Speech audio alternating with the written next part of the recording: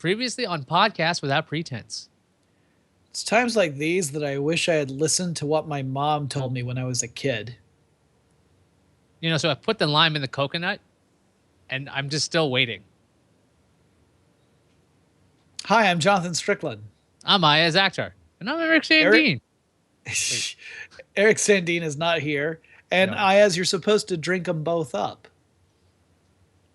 You put the lime in the coconut, and then you drink them both up. You should have told me that in the last episode. We argued You're about this for 30 minutes, and you never brought that up. Such a silly host.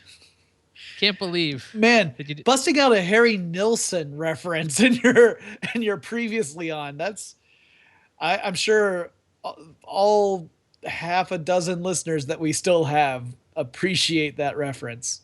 Well, it was weird. The reason why I even have that song on my brain, or had it at the time when we recorded that episode, because that was a different time. Right. That was a week ago. The audio listeners, they can hear me nodding right now. My son had a bit of a speech impediment, and so to get his L's to sound right, he had to say, put the lime in the coconut. So he would randomly start singing the song, and I'm like, how do you know that song of all the things? He's like, well, Steve sings it. And I'm like, who is Steve? And you know how the story ends because you were here last week. So anyway. Sure, but let the audience know, those who didn't tune in last week. Okay, so Steve, it was like his speech teacher. Gotcha. There you go. So that's why he would sing, just randomly put the lime in the coconut, which I thought he had watched some like Quentin Tarantino movie, because I'm pretty sure it's in one of those. He could have seen an old classic episode of the Muppets, because Kermit sings it in an episode of the Muppets. He's in the hospital, and his doctors and nurses slowly become witch doctors around him as the song continues to go on and on. It's a classic Muppets episode. Well, there is the instance where my son took his iPad, and he came to me at like one night. He goes, I don't like this. And he shows me what's on his iPad, and it was Breaking Bad. And I was like, one, thank you for telling me you don't like this. Two, locking it to kids section now, because I forgot this was an option. So that was another reason why I'm like, what is he watching? So that's why lime in the coconut was such an interesting thing. So this is almost like a repeat of last week's episode.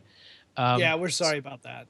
So if you're watching this live at gfqlive.tv, we've got a chat room where it's very quiet. I'm in there. I'm writing all kinds of things about Jonathan. I was about to say, since Eric's not there, then there's not, the two hosts can't just talk to each other behind the third host's back. Because as we all know, I'm too good to join the chat room. I also wanted to explain why we are recording late on Wednesdays.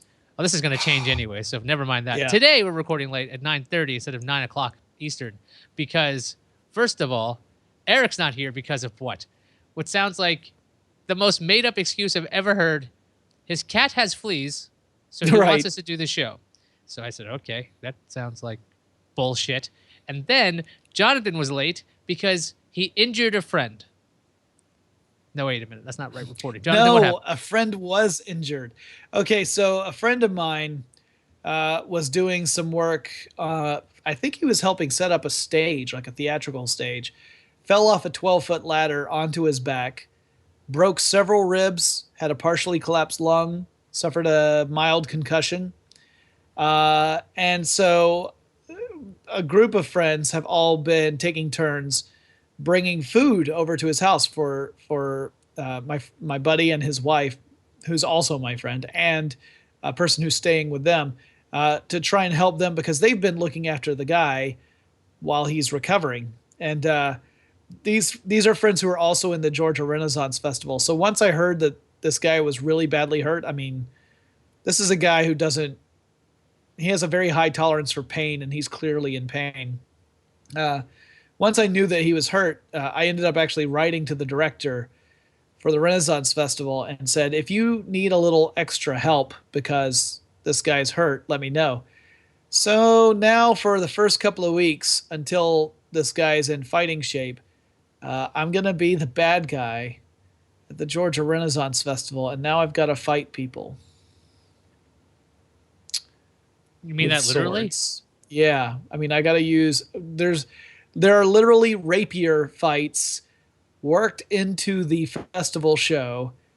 I have to learn them in a month before it opens, and learn this character within a month. A character who's a scripted character who has lines.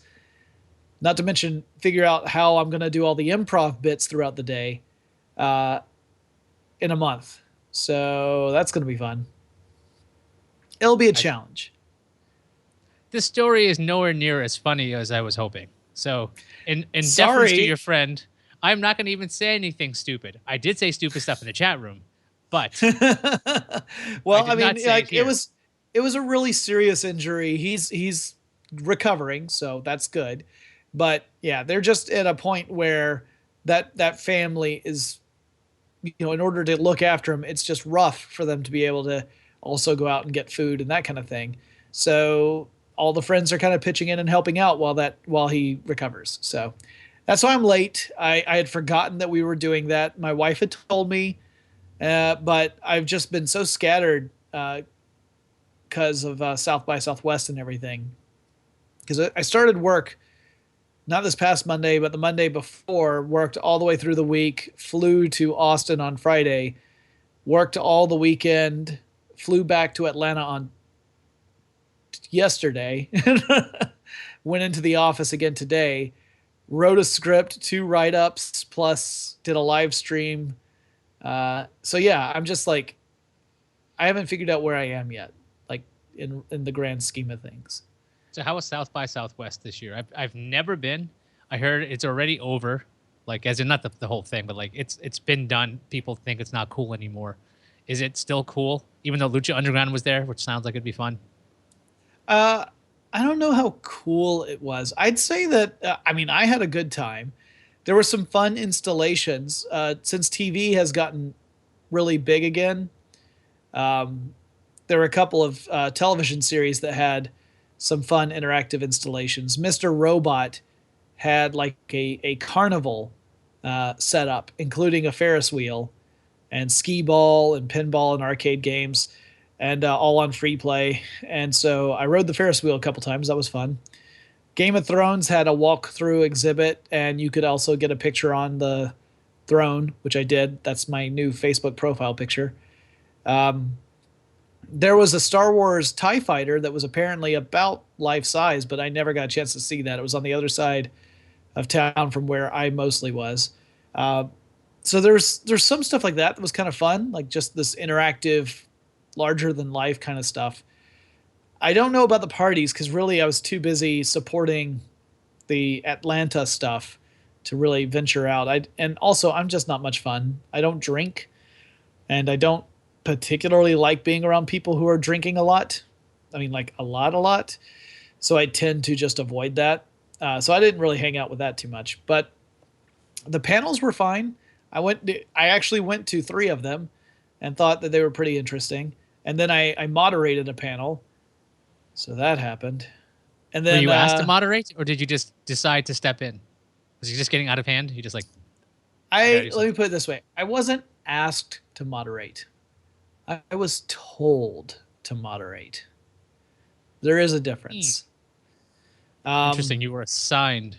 Did you moderate half-assed then because you weren't given an option? I moderated a panel about the app Yik Yak. Are you familiar with Yik Yak? Surprisingly, yes, because somebody explained it to me because their children use it. Yik Yak is, well, you're not supposed to use it unless you're over 17. Yeah, I moderated a panel on Yik Yak. So isn't that like it's like an anonymous social network kind of thing that's based on proximity, right? Yes. There you go. Yeah, and the second person to ask a question at my panel was Baratunde, former contributor to The Onion, author of How to Be Black, internet celebrity who's much better known than I am.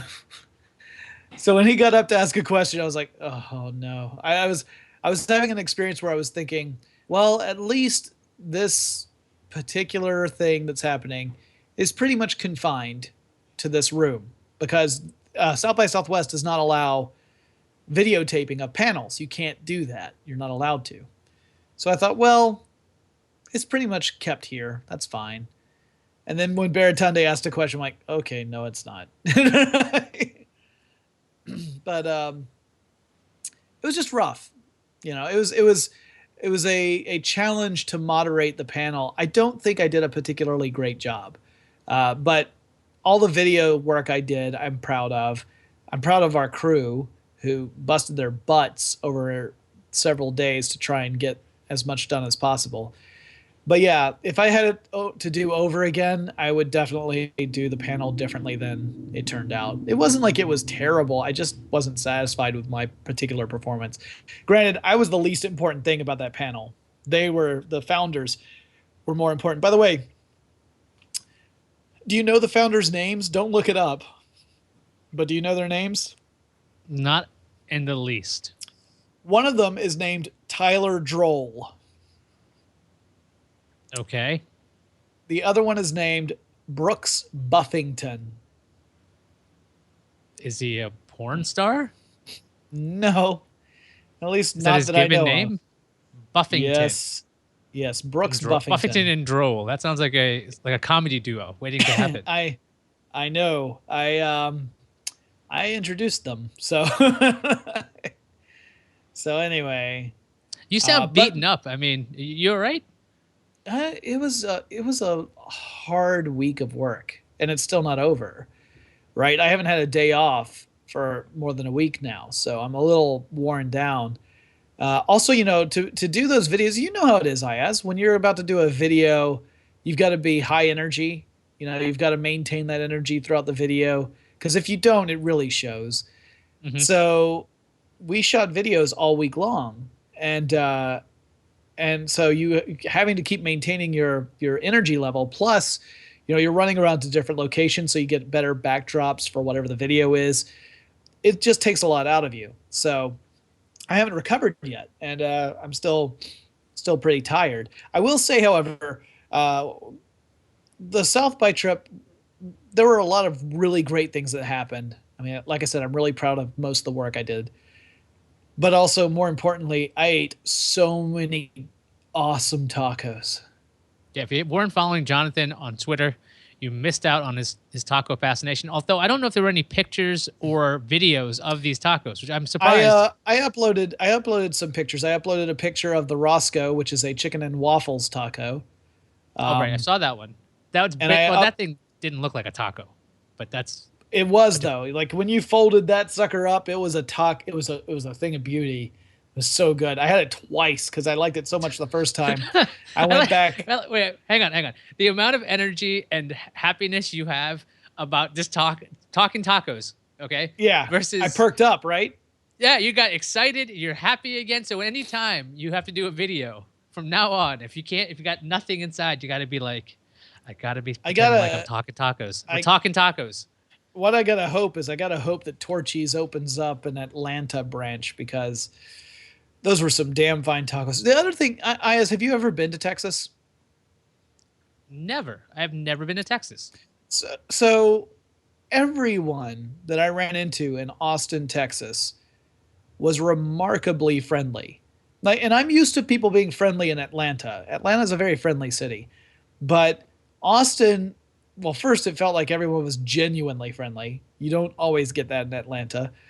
But it was weird. Like, it was weird in a great way, that you would come in, you would talk to people, they'd want to get to know you. Like, it was nice. And that was a great experience too. The people in Austin were all phenomenal, really friendly and accommodating.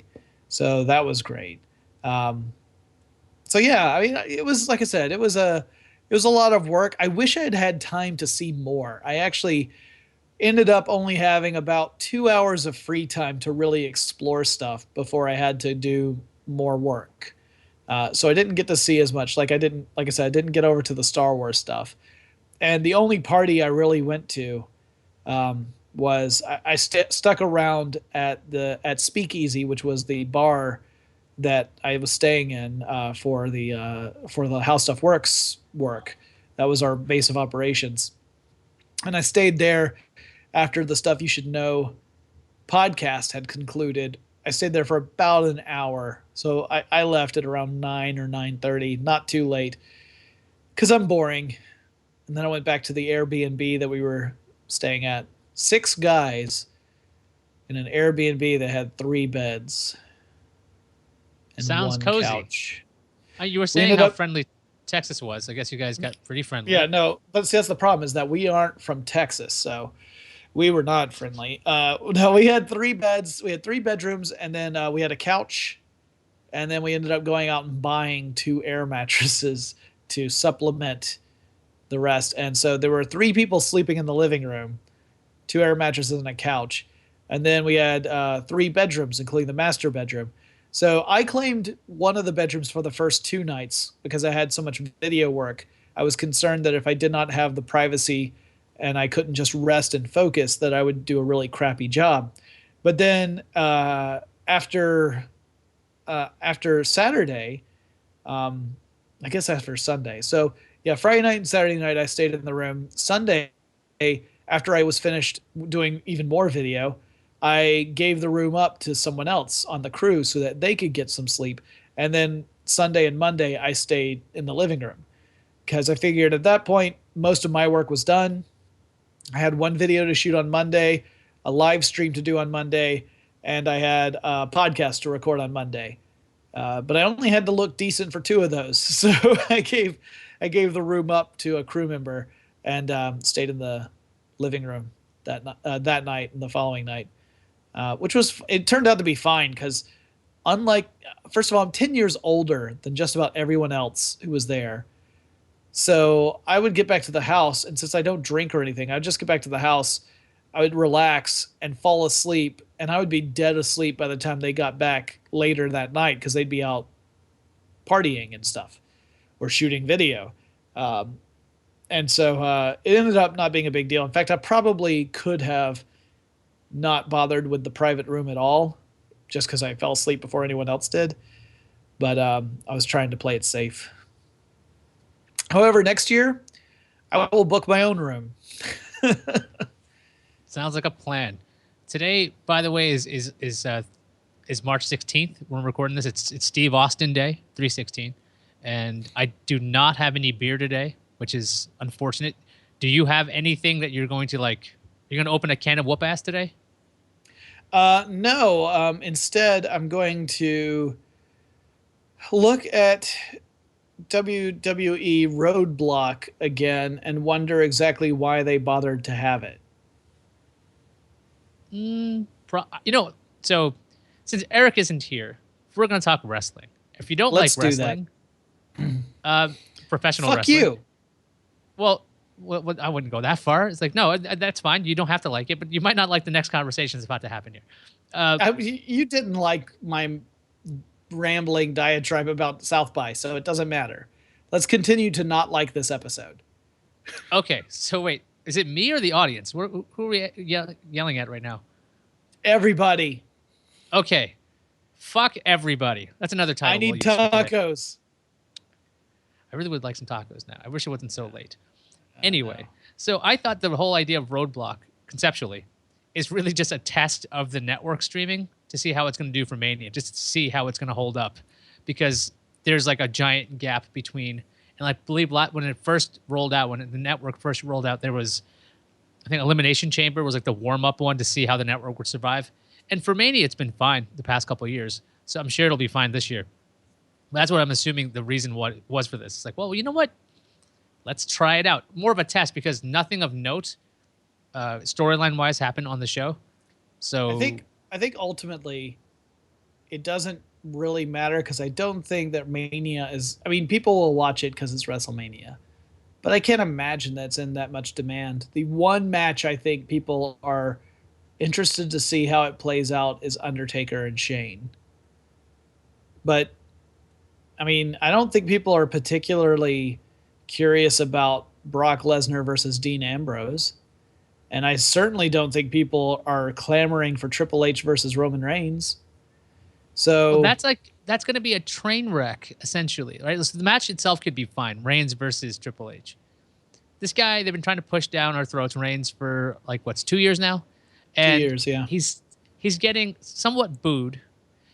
And the thing that's worse than that, he's getting indifference from the audience. Like, people are not like actually actively booing him. They're just not saying anything. So it sounds really weak. So you got this problem.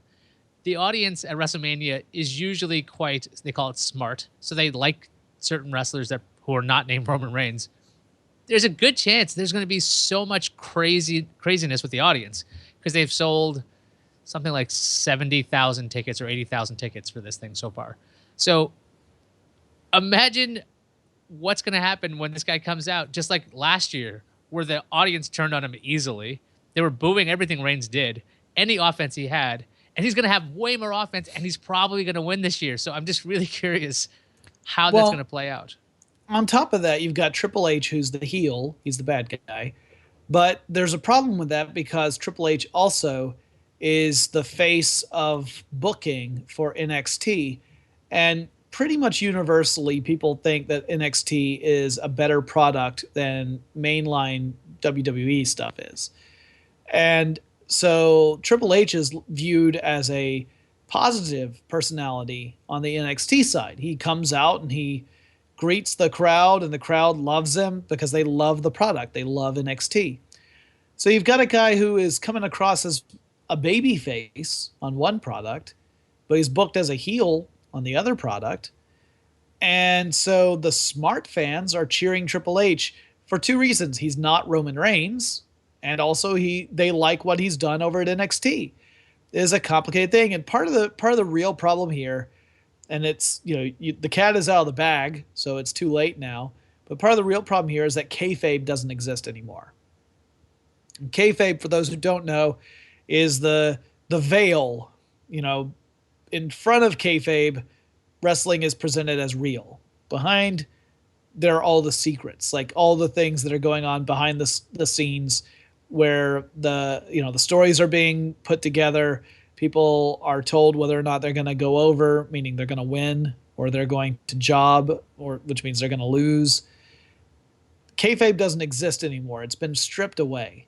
There's still, they still want to keep the booking secret, but all the other elements of kayfabe are gone, including the fact that you have the same guy coming across as a hero on one product and the bad guy on the other product.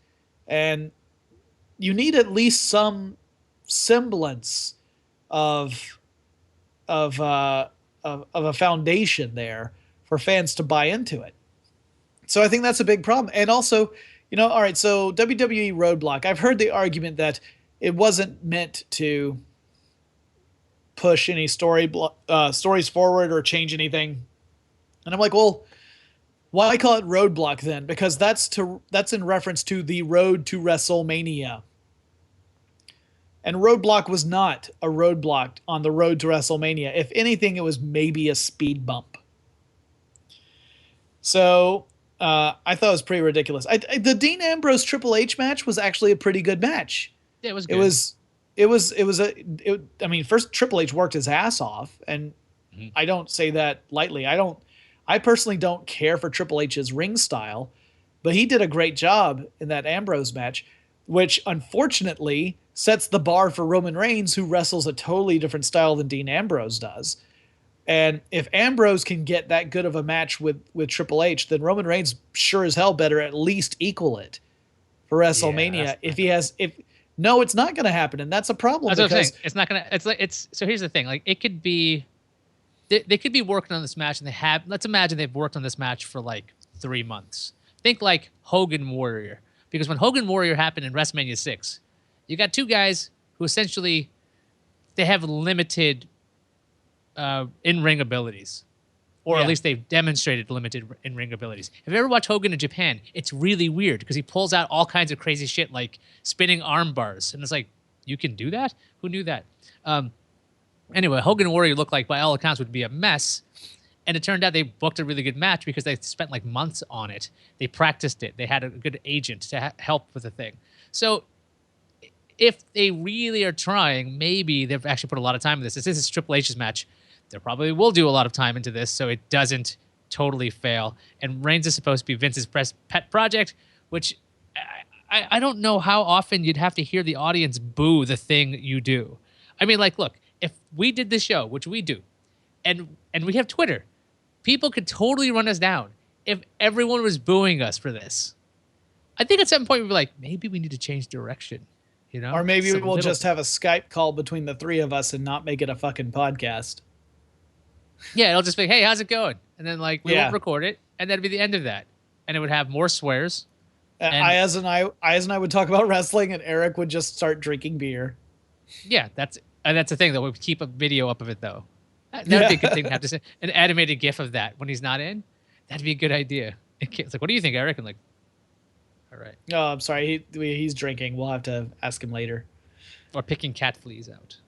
Yeah. So fleas are no laughing matter, by the way. So check your pets. At any rate, I think a lot of people are underwhelmed by the card for WrestleMania. I know people are still holding out hope that the championship will become a fatal four-way with Lesnar, Ambrose, Triple H, and Reigns. People were hoping that Ambrose would go over Triple H at Roadblock, which was a super long shot. Although, if Ambrose had gone over, and if they had turned Reigns heel, and then heel went over Ambrose for WrestleMania, I think that might have actually worked for Reigns. I think if Reigns had turned heel and won. If Reigns turns heel at any time between now and Mania, that's going to work. But the problem is you can't do that right now because Triple H is a part of the bad guy side. And he's you'd have to have a double turn, which would make no sense. Especially with the Shane McMahon storyline. Right, you'd have to get you got to get the belt off Triple H and give it to a face. You got to have Reigns turn heel and then beat the face. And then you could even have it after Shane comes in, maybe Triple H goes off TV for a while. You could have Triple H turn face when he comes back and tell the heel champion Reigns, hey, you never beat me. You never beat the game.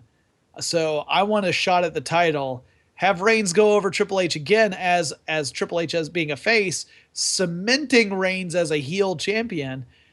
You suddenly got someone that the crowd could actually be interested in seeing. Now they want to see someone beat him, but that's what a good heel is. A good heel people want to see lose. Yeah, but so let's run this scenario, by the way. So we had something similar. There was the New Day. When they first came out, they were baby faces. Good old clapping people. They were super happy. And people thought they were just awful. When they started turning into heels where they were just saying the craziest shit, playing trombones and doing whatever else, people started cheering them, even though they were the bad guys, and they're being turned like right now to be faces again. Won't the same damn thing happen to Reigns? Because like everyone's like, fuck you for being here. It's like, oh, you're finally turned to a bad guy. Won't all the people who were booing him actually cheer him at this point? I don't think so. I think he would be the kind of heel, like he'd be the sort of heel that Seth Rollins was, which is that he's the sort of heel that the smart fans appreciate. But he'll come across as such a bad guy that most crowds would boo him.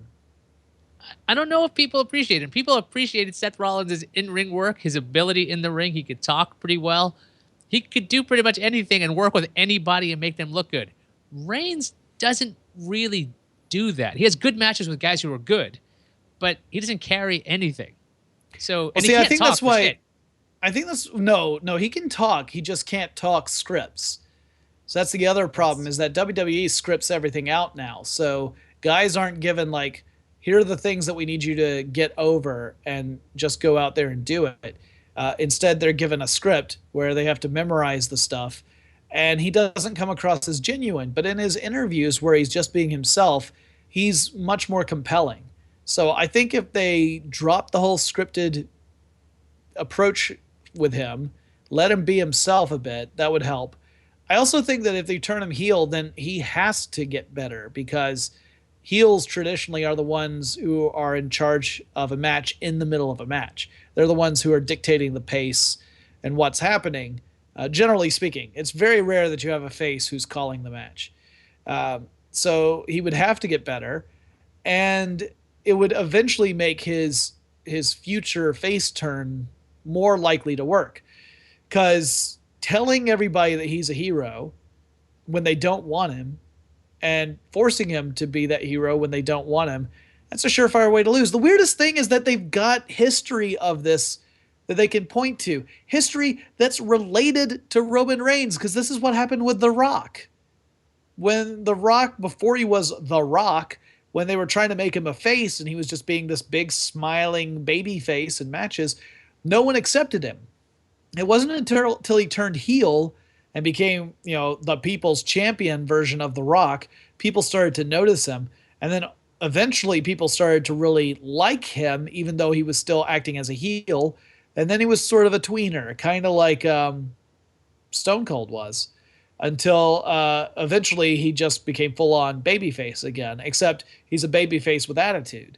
So they've got precedents for this. I don't understand why they don't just learn from their past and try and capitalize on it. It makes no sense. Yeah, that is a really interesting point. I mean, I think I've heard in other podcasts like the WWE has their own network that they could watch at any time and see how all of this shit worked. It's like, okay, so you have this good guy and he doesn't lose, right? You build him up like a monster for a while.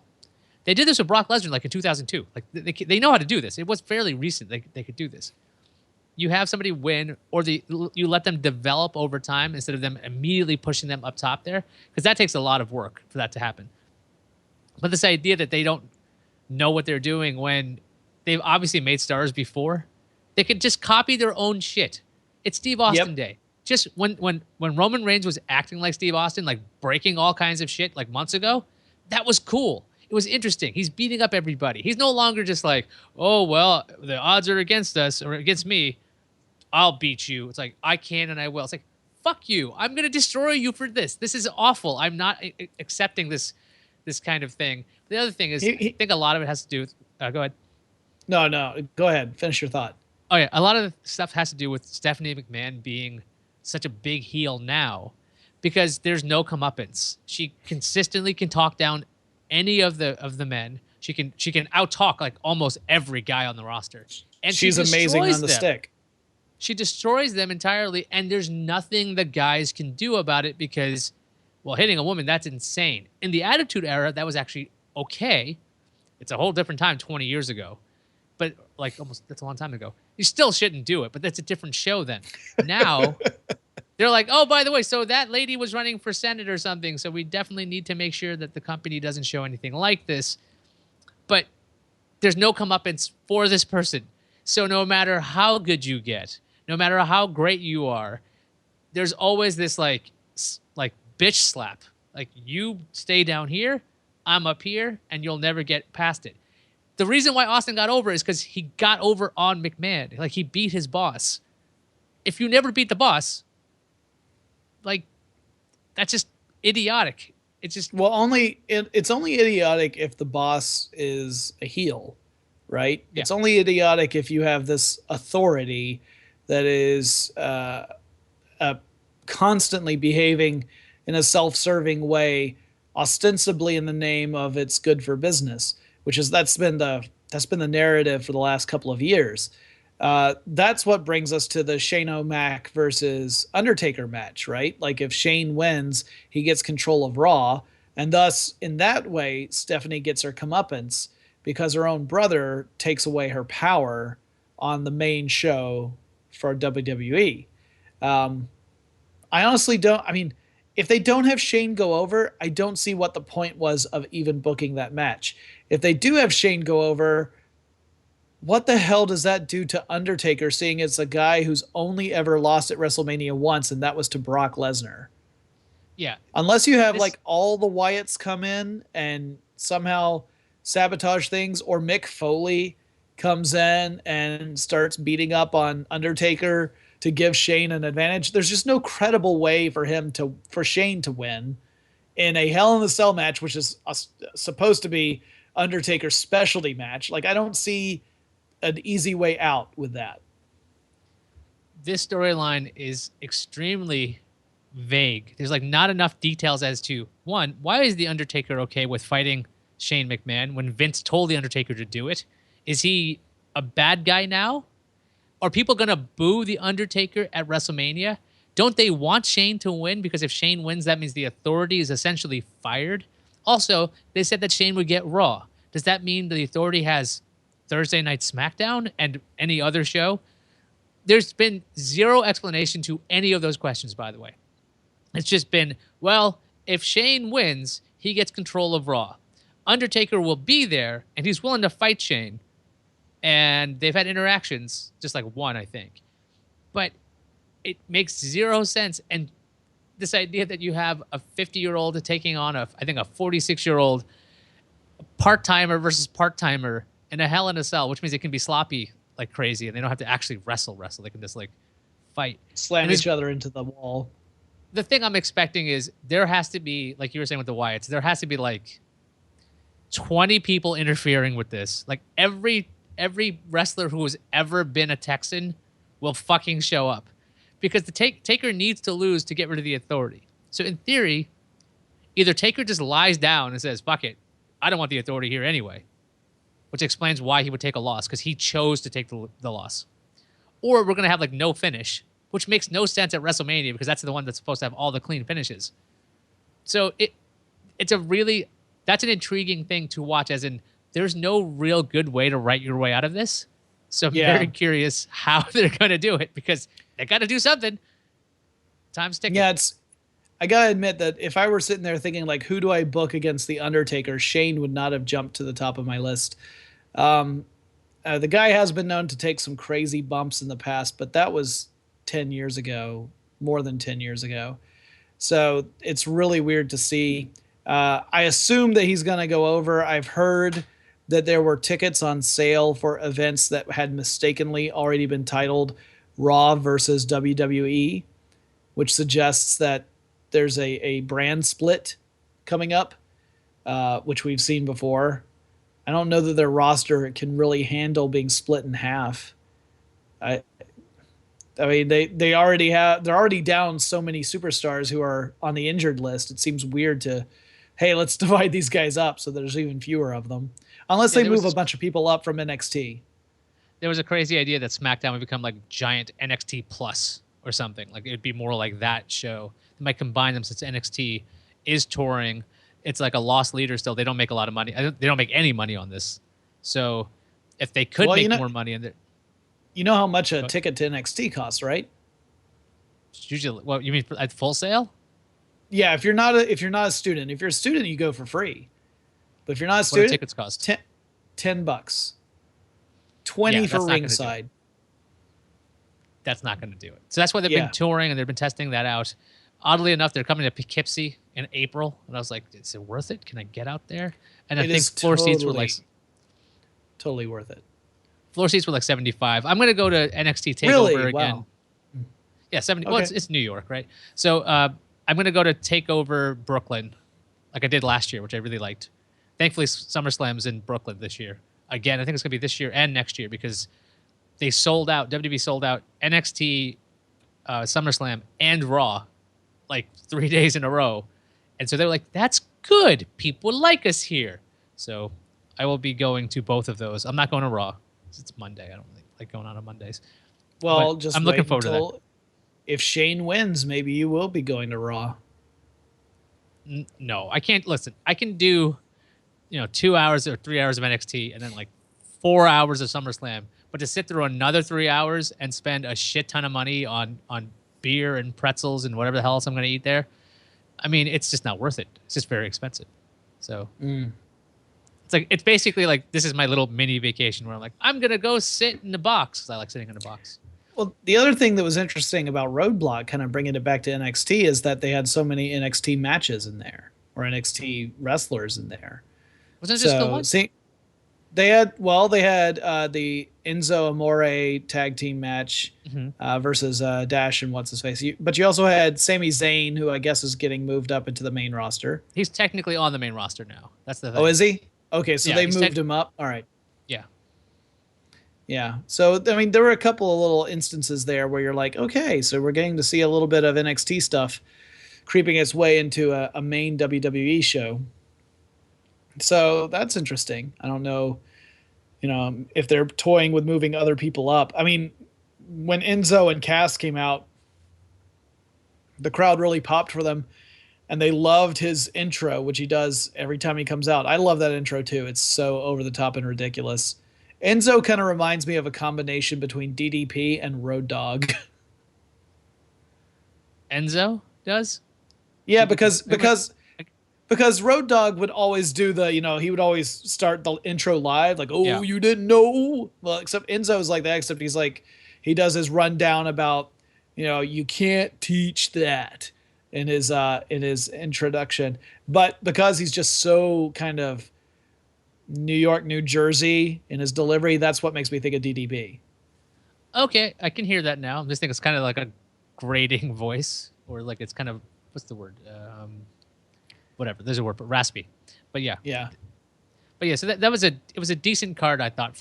Look, WWE Network costs $10 a month. That's the other thing. I'm like, it's a show that I wouldn't have seen. It was on a Saturday. It runs whenever the hell I wanted to. It wasn't great, but it was better than Raw. Well, the matches were fine.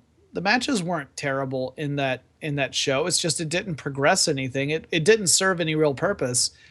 Really, it was not that different from any other kind of television show or house show. So it didn't feel like a pay-per-view. In other words, it felt like it was a house show in Canada. And there's nothing wrong with that. It's just it didn't feel like a pay-per-view. I think the most interesting thing to watch besides the Triple H Dean Ambrose match, watch Chris Jericho's promo where he tries to he heals the crowd. So he comes out, he's a Canadian, and he's in Toronto, and he spends about, I think, 5 minutes running down Canada to the point where they start chanting asshole at him. I'm like, that is good fucking work. Yeah, if you can turn, fun to watch. If you can turn a home crowd who loves you against you, that's what a heel is supposed to be able to do. And Chris Jericho can do it, man. I mean, Chris Jericho, he might not be able to go in the ring like he used to, and he definitely can't, but he can still work the stick really well. He's still a great promo, and he can make a crowd behave the way he needs it to in order for him to tell the story that they're supposed to tell. That's a real problem with some of the other heels, is that they're not very good at manipulating the crowd to actually achieve whatever the story is supposed to be. I love the Wyatts, but I don't feel like what Bray Wyatt's promos are so nonsensical and absurd that they don't do a good job of getting the crowd to treat him as heels. They just think he's weird and neat, and he has an amazing entrance. It's like The Undertaker. He's got a really cool entrance to the ring. And the problem is that's what the crowd focuses on. So I wish that Wyatt would work on his heel persona a bit more. I mean, he wrestles like a heel, but he needs to work on it a little bit more with the crowd to get them to actually boo him so that he can play the role he's supposed to play. Right now, when he shows up, people are cheering him. Well, I mean, they are cheering him slightly, but the other thing is, like, people stop paying attention because he says, I'm going to take you down. I'm going to win. I'm going to be like, I'll take your soul. I'll beat this guy. He never beats anybody. So, like, that is a problem. It's cool. It's like, here comes old crazy Uncle Bray Wyatt. Somehow he's got a cool entrance. It's always cool to see him. He's got his family with them. They're always fun when you watch them wrestle or talk. But I don't believe anything he's saying. It's one thing if you're going to say, like, if you're going to say something as absurd as, I'm going to take your soul, you better at least win the match. You can't just start saying, I'm going to lose the match and start taking souls. Like, you have to win. Yeah, he's been booked terribly. Like, I've said this multiple times. I fully believe that Taker should have gone over Lesnar, and I think Wyatt should have gone over Taker. Because I think Wyatt going over Taker would have been a powerful story. It would have been passing the torch from one monster heel to another. And then you would have, Wyatt could have lorded that over the rest of the roster. He doesn't ever have to hold the championship if he was the guy who ended the Taker's streak.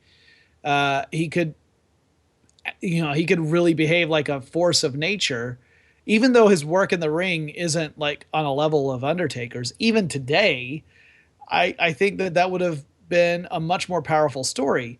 But they fucking screwed the pooch on that one, man. And like you said, he's been booked so weak for the last couple of years that he's lost a lot of his effectiveness. He's like And the it's reverse John nothing on Cena. the yeah, He is reverse. it's nothing on the He guy. People never still wins the big pop for one. his entrance. People still pop for his entrance, but no one thinks he's going to win a match anymore. Anyway, on that Yeah. note, I'm going to put a pin in wrestling for a second. Okay. That was a pun by accident. April 18th, you need to get in shape for something. What is that? If you don't want to talk about it here, don't. That's the Georgia Renaissance Festival. That's the thing I agreed. So Okay, so I that's why agreed. you have to. Yeah, because I agreed to step in as this character, and he's a villain in the story, and there are multiple sword fights that I have to do throughout the day. I'll be wearing a costume outside in Georgia heat, and I'll have to fight. And I can't get gassed a minute into the fight if I've got 3 more minutes of fight left. So I need to build up my cardio, and I need to lose a little. It would be great if I could lose a couple of pounds because I'm also using a different costume than the one that I wear. And the costume I'll be using is a little snug. It'll So be are you acting gonna more like like a girdle. have you thought about taking fencing lessons? No, because real fencing and stage combat are totally different. Real fencing, you're trying your best to hit the other guy. Stage combat, you're trying really hard not to hit the other guy.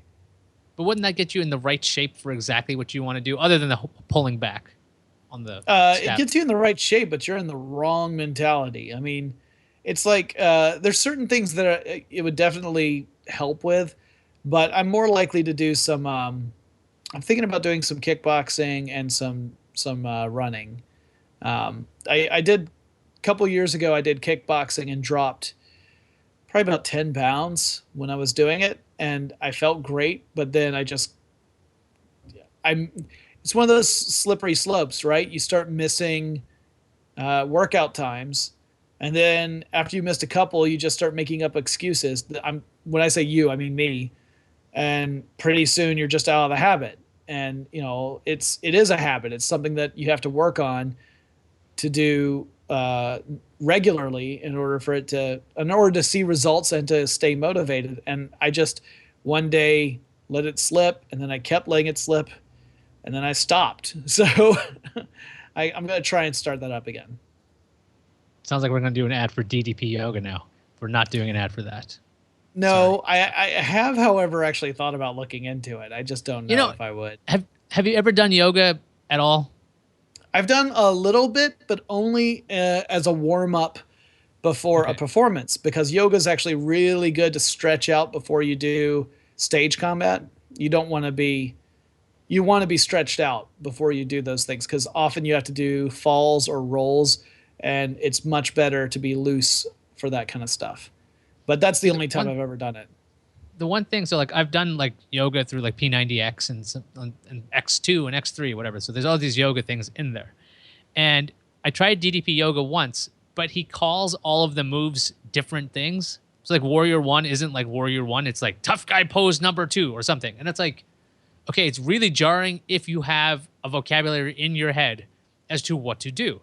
If you don't know anything about yoga, I think it's fine, because you're like, I mean, when I first heard Warrior 1, and this is a reverse warrior, and this is Warrior 3, it's like, okay, that's what you call it. I'm okay with that. If I had learned this stuff first, where it's like tough guy pose, or he does some weird, he actually does that diamond cutter thing as a stretch. So it's like, okay, that's fine. That's good. I mean, I don't think it's any sillier than doing actual yoga, because there's some weird poses you're in. So what's the difference? But yeah, the naming convention thing kept throwing me off so badly that I was like, I can't do this, because like, I'm like, just call it Warrior 1. At least have it like, can I have a lower third that says, parentheses Warrior 1, so I know what I'm supposed to be doing, because that's a problem for me. I could imagine. I haven't done enough yoga where the pose names would definitely throw me off, but yeah, it's something that I actually thought about looking into. I haven't yet. I need to get on it. Again, because of the trip to Austin, it set me back. There was actually a pair of rehearsals that I was supposed to go to this past weekend. I told him I can't make it because I'll be on a work trip. But yeah, so I need to get started like tomorrow. I mean, in order to get into enough shape where I can perform and be safe both for myself and for my fellow performers. That's the biggest concern with stage combat is that you've got to have trust and faith in the people you're working with, and they have to have trust and faith in you so that you can it's like professional wrestling, much less lower impact, but still you have to have that trust so that you can tell the story physically with the minimal chance of someone actually getting hurt. Okay, so on that note, we should let people know that if they want to see or listen to old episodes of this show, go to bestpodcastof2014.com or podcastwithoutpretense.com or gfqnetwork.com. You have to click a couple links, but it'll get you there eventually because we're there under Podcast Without Pretense. So remember, we're the best podcast of 2014, right? Yes. Awesome. Yeah, that's right. Best podcast at 2014.com. That's us. Anyway, next time on Podcast Without Pretense. Holy shit. Bray Wyatt won a match. So wait, was I supposed to start kickboxing or was I supposed to box kicks like shoes? I'm going to box the kicks.